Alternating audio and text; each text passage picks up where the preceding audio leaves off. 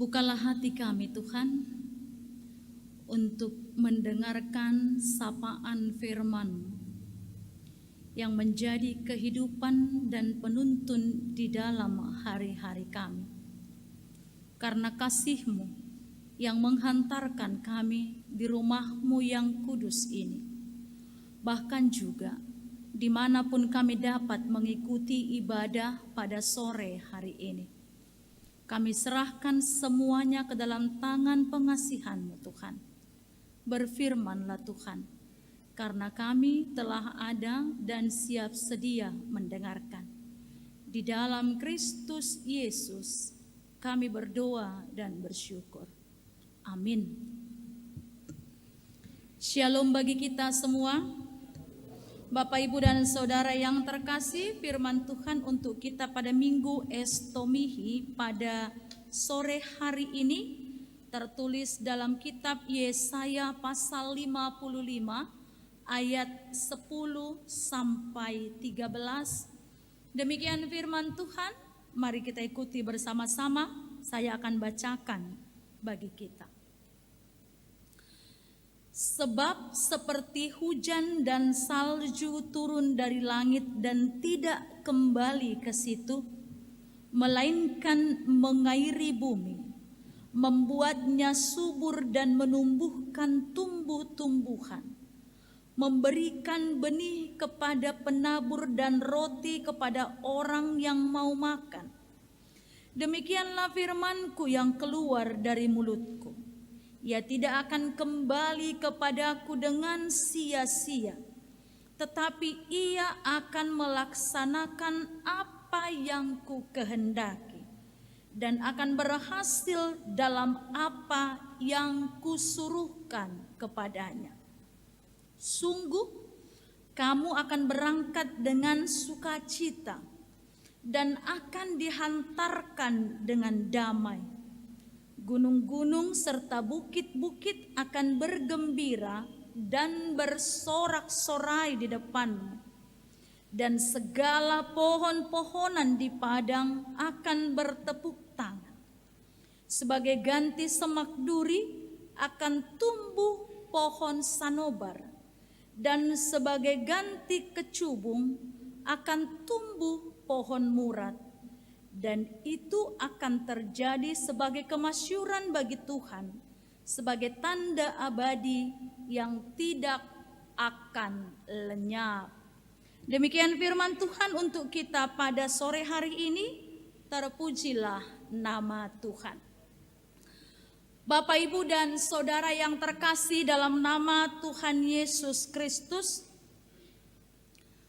apakah kita pernah meragukan apa yang dikatakan oleh Tuhan di dalam firman-Nya?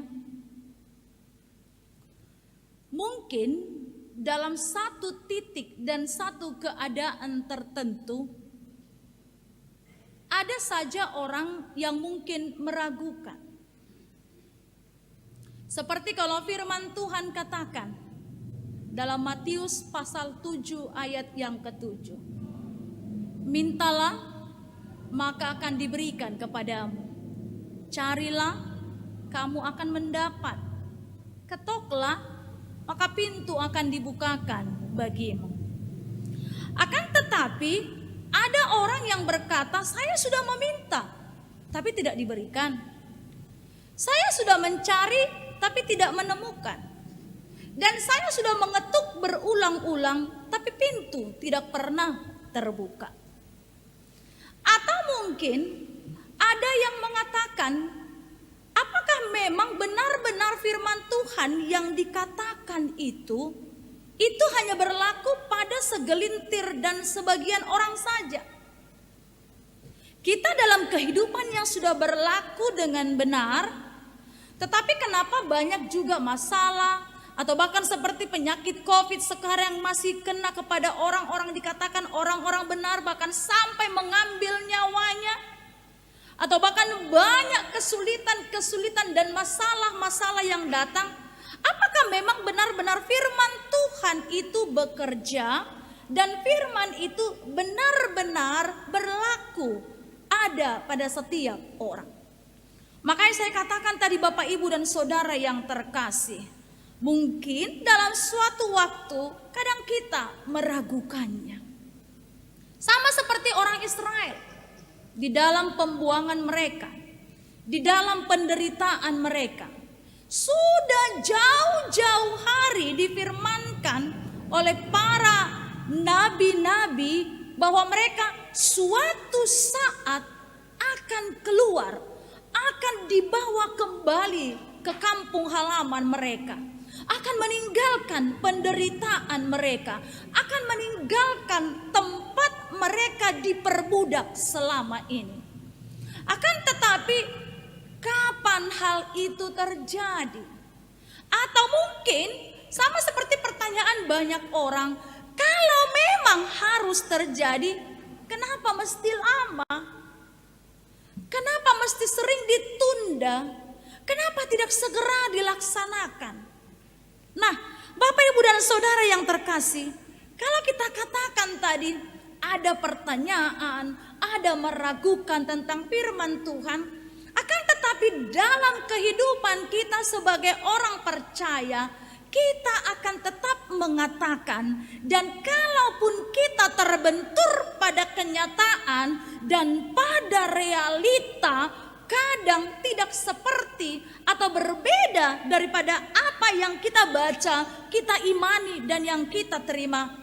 Tapi yang pasti, seperti firman Tuhan yang mengatakan pada saat ini, kita tidak mengerti dengan logika berpikir kita bagaimana firman itu bekerja dan firman itu melakukan segala hal di dalam kehidupan kita.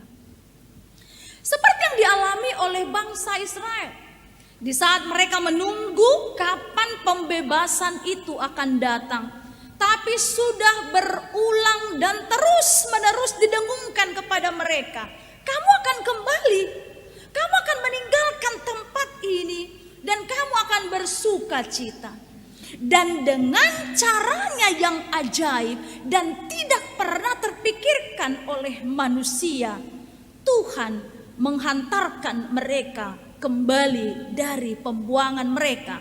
Saat Tuhan mengangkat dan ketika Raja Kores memerintah di kerajaan tersebut. Itu sebabnya Bapak Ibu dan Saudara terkasih, bagaimana Tuhan bekerja dengan caranya yang ajaib sesuai dengan yang difirmankannya. Sama seperti ketika dia memberikan pernyataan kepada bangsa Israel. Gak usahlah berpikir itu jadi apa tidak. Tapi yang pasti Tuhan katakan, jalanmu bukan jalanku, rancanganmu bukan rancanganku.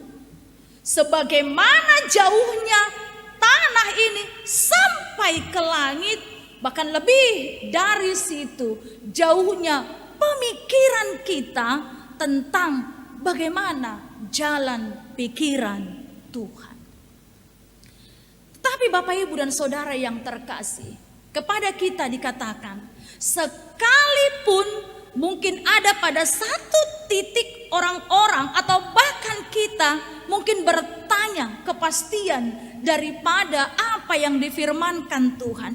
Tapi firman Tuhan mengatakan kepada kita bahwa setiap firman yang keluar dari Tuhan tidak akan pernah kembali dengan sia-sia.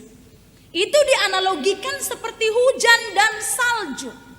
Kalau hujan turun mengairi tanah, mungkin kalau kita berpikir-pikir, kemudian bagaimana air itu mengairi tanah ini? Kemudian bagaimana dia menumbuhkan tumbuh-tumbuhan dari sana? Bagaimana cara bekerjanya?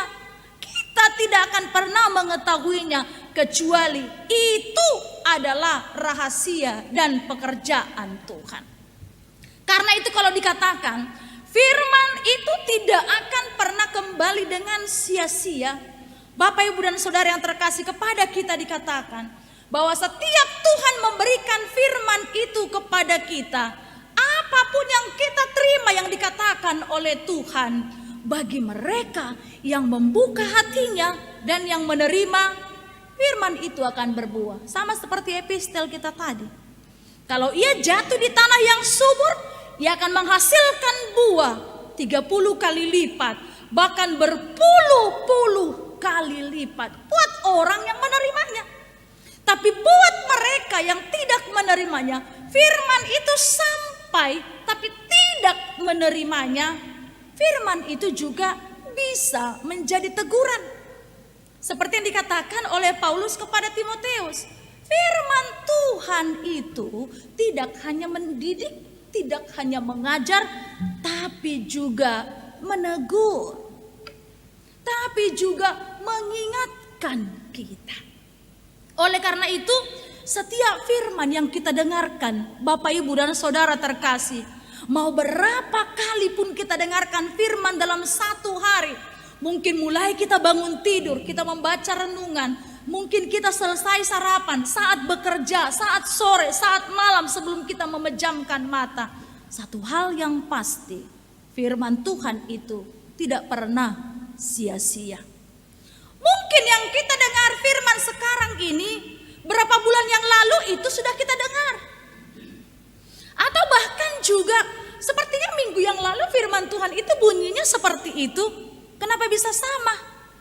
Nah ini, walaupun kita rasa seperti itu kemudian kembali lagi berulang, tetapi itu tidak akan pernah sia-sia. Sama seperti kita orang Indonesia yang kebiasaannya adalah makanan pokok kita nasi. Setiap hari pun kita memakan nasi itu, kita tidak akan pernah merasa bosan.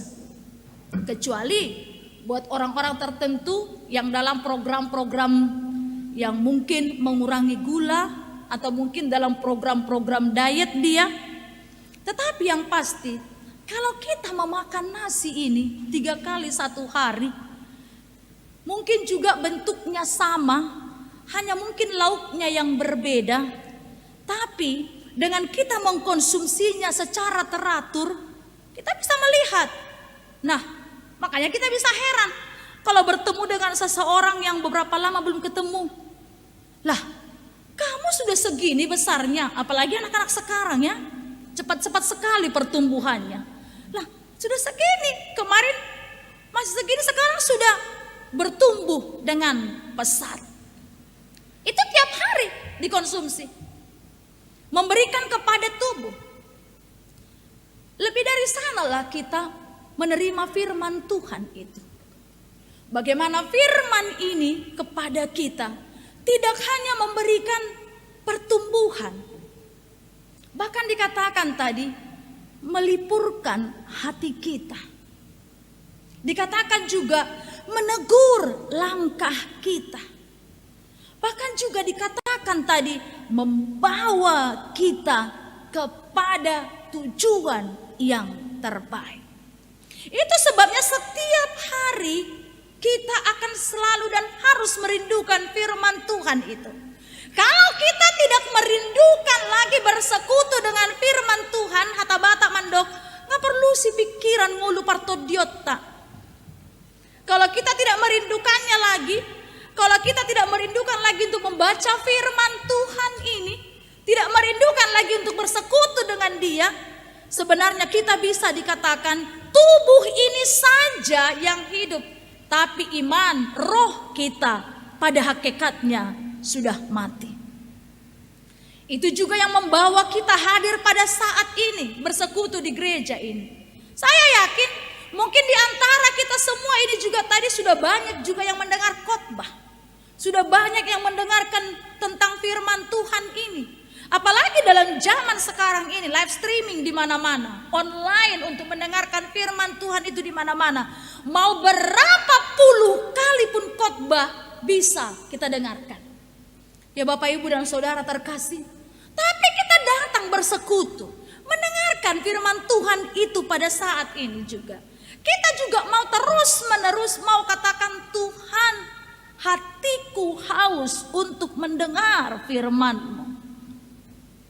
Hatiku selalu ingin terus-menerus dipenuhi oleh firman. Dan firman itu dikatakan tadi sama seperti kita ikut seperti dikatakan oleh pemazmur dalam Mazmur 119 ayat 105. Firman-Mu itu pelita bagi kakiku dan terang bagi jalanku. Firman ini membawa kita dan firman itu yang menuntun kita. Karena dalam banyaknya situasi yang kita alami, walau terkadang tadi ada singgah pertanyaan di hati kita apakah benar, tapi kita akan kembali kepada satu keyakinan bahwa firman Tuhan yang luar biasa, yang bekerja. Itu sebabnya dikatakan kalau kita tekun mendengarkannya, kita juga tidak tahu bagaimana cara Tuhan menumbuhkan itu dalam hidup kita sehingga kita kuat di dalam menghadapi segala jalan kehidupan kita.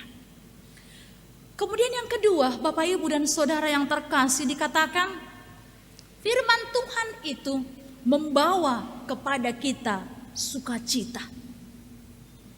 Selain dikatakan tadi bahwa firman itu menuntun kita di sepanjang perjalanan hidup ini, firman itu juga merubah hidup kita menjadi lebih baik.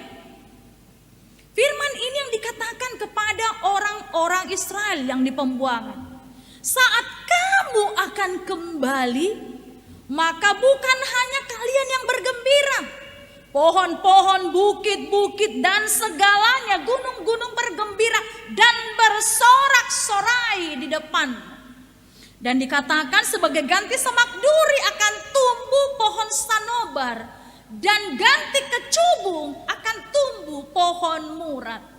Pohon-pohonan ini, Bapak Ibu dan Saudara yang terkasih, adalah mengidentikan tentang kehidupan yang lebih baik. Kalau pohon sanobar dan pohon murad itu digambarkan pohon yang berumur panjang, kemudian daunnya selalu hijau, kemudian dia batangnya juga kokoh, indah kelihatan. Jadi kita bandingkan semak duri digantikan dengan pohon sanobar, kecubung digantikan dengan pohon murad. Ini mau menunjukkan bahwa setiap firman itu yang kita terima dan bekerja di hidup kita merubah setiap hidup manusia itu dan hidup kita menjadi jauh lebih baik. Hati yang gersang yang diairi oleh firman Tuhan akan menumbuhkan hal-hal yang terbaik. Hidup kita juga yang penuh dengan kebimbangan dan hidup yang penuh dengan masalah, saat kita merenungkan dan menerima firman itu, benar-benar hidup kita diubahkan menjadi jauh lebih baik dalam menerima dan melakukan di dalam kehidupan kita.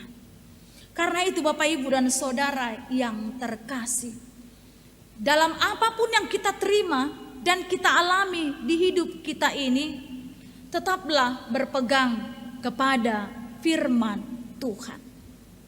Bukan berpegang kepada janji manusia, perkataan manusia, atau juga hal-hal manis yang diberikan kepada kita.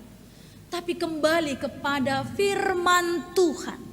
Kembali untuk merenungkannya. Dan setiap kita menerimanya, kita harus membuka hati kita. Karena kalau firman itu diberikan, firman itu akan bagi siapa yang menerimanya, dia akan bekerja. Tapi buat mereka yang tidak menerimanya juga, itu akan menjadi kerugian bagi dirinya sendiri. Sehingga akan timbul dalam suatu waktu, hal itu tidak perlu lagi dan tidak berguna lagi di dalam kehidupannya. Karena itu, kalau firman Tuhan yang diberitakan kepada kita dan itu tidak sia-sia serta membuat hidup kita menjadi lebih baik, percayalah Bapak Ibu dan Saudara yang terkasih, dengan bersandar kepada firman Tuhan itu, kita juga akan menjadi orang yang lebih berbahagia. Seperti yang dikatakan oleh Yesus dalam Lukas 11 ayat 28. Ketika orang-orang memuji Dia dan mengatakan bahwa berbahagialah ibu yang melahirkannya. Tapi yang dikatakan oleh Yesus adalah yang berbahagia adalah mereka yang mendengarkan firman Tuhan dan menyimpannya semua di dalam hatinya. Bukan hanya menyimpannya, tapi melakukannya, karena akan dimampukan dan dikuatkan untuk melakukan firman Tuhan tersebut. Dengan itu, Bapak Ibu dan Saudara yang terkasih, hidup kita akan senantiasa menjadi lebih baik. Apapun persoalan, apapun sukacita, apapun keadaan yang kita alami, tapi kita memegang firman yang diberikan kepada kita, harus kita syukuri. Kita bisa menerimanya dalam keadaan damai. Kita bisa menerimanya dengan keadaan tenang. Walaupun keadaan sekarang ini juga masih kurang kondusif karena virus COVID yang masih ada di sekitar kita. Tapi kita masih diberikan ketenangan untuk menerima firman-Nya. Karena itu juga seturut dengan keadaan dunia yang saat ini semua mengarahkan matanya ke Ukraina ya. Yang dalam keadaan sekarang banyak di sana penderitaan, perang yang terjadi di sana, dan juga bagaimana kegelisahan dunia ini juga mengarahkan pandangan ke sana sekarang ini. Tetapi kita melihat, kita bersyukur, kita bisa tenang menerima firman Tuhan saat ini. Dan kita mesti bersyukur kalau firman Tuhan kita terima dengan sukacita dan tenang. Kita mengatakan kepada Tuhan, bimbing kami Tuhan, sertai kami untuk melakukan yang seturut dengan firman-Mu. Dan hendaknya kita juga seperti yang dikatakan oleh Yakobus, hendaklah kita tidak hanya menjadi pendengar-pendengar firman saja, tapi melakukannya. Karena dengan melakukan dan dengan dikuatkan oleh Tuhan, hidup kita akan menjadi lebih baik dan kemasyuran Tuhan akan semakin nampak di dalam hari-hari kita. Tuhan Yesus memberkati. Amin.